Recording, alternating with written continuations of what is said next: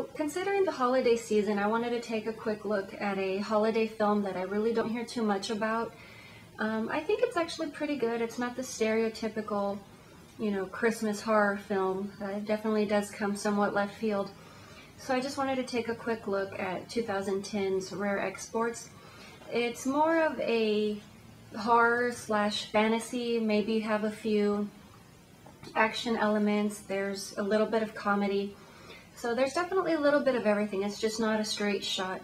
But the film basically just opens up. There's somewhat of a mining type operation that's going on. They're excavating a mountain, and they're basically just trying to unearth somewhat of a giant grave site. The lead character, he's just a bit babyish, just very childish, still believes in Santa Claus. His friends make fun of him for it, but he's basically, I think it's his innocence that allows him to see what is going on. Later, this is also what helps him rationalize a solution in order to help resolve what is going on. So he basically realizes this is Santa Claus that is being unearthed. He looks into somewhat of the mythology and realizing he's this very arcane creature, obviously not the sugar and spice everyone's been led to believe. And like most, holiday horror films, he has somewhat of a dark background. Obviously he, rips bad children to shreds, or, he beats them to death. So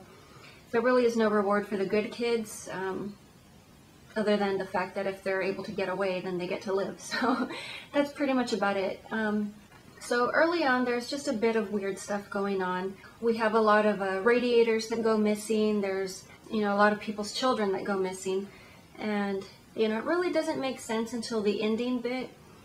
And this is basically because Santa's corpse is basically encased in ice. He's sort of being housed in a hangar, and the elves are basically just trying to incubate him. So the lead character's father eventually at some point in time does find some weird naked man in a pit that he had set a trap for wolves, and basically just trying to cut his losses, or just trying to make his money back that he lost, since all of the local reindeer have been slaughtered. They cannot make their money off of that since they're reindeer herders.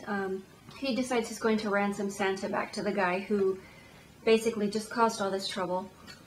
And he is fairly, he's very gruesome looking, very unfriendly. He's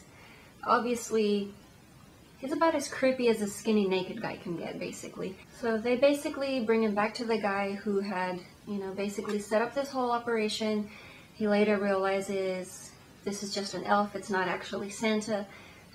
This is where the whole hangar comes in, and we realize they're basically just trying to reawaken him. So the new dilemma becomes trying to get the elves out of the hangar, away from Santa, and also try to rescue the kids, which have been just stuffed into potato sacks. So obviously the little boy in the film comes up with this idea that obviously the elves are going to stay with the children, so they find a way to get the children out of the hangar. I'm not going to tell you how, because you absolutely have to watch the movie if you want to find out.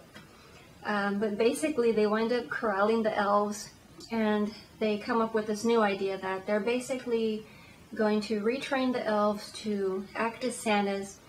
And it's basically the scene in the film. They have the elves dressed as Santa. They're petting these little dolls that are supposed to be children.